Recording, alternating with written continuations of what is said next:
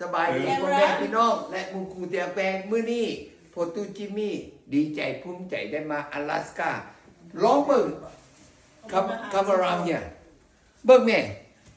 Special. king crab and snow crab and all kind of everything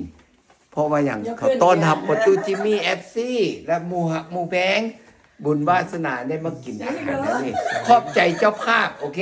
ขอบใจเจ้าภาพอันนี้ซาดหนึ่งอาจจะได้กินเทื่อเดียวพ่อแม่ขาปูนะ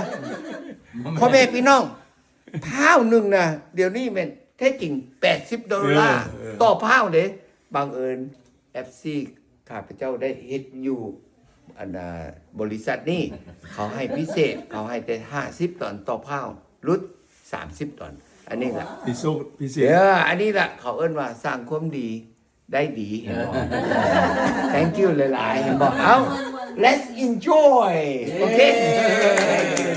พ่อแม่พี่น้องเห็นว่า king crab บางแม่โอ้ยยัมมี่บางแม่มีกุ้งตัวบักเยอะๆมีน้ำแกงแซลมอนนี่บางแม่ตำมะกุ้งนี่โอ้ยมีแต่ของแซ่บๆถ้าผู้ใด ขอบใจเลย น้ำลายเหยนะ มากินด้วยพี่จ๋า กี่ยนมากินเนอะอดีต้องได้กี่ยนมากินเด้แต่บ่กี่ยนมากินกินบ่ได้โอเคเด้อเอาขอบใจบ๊ายบาย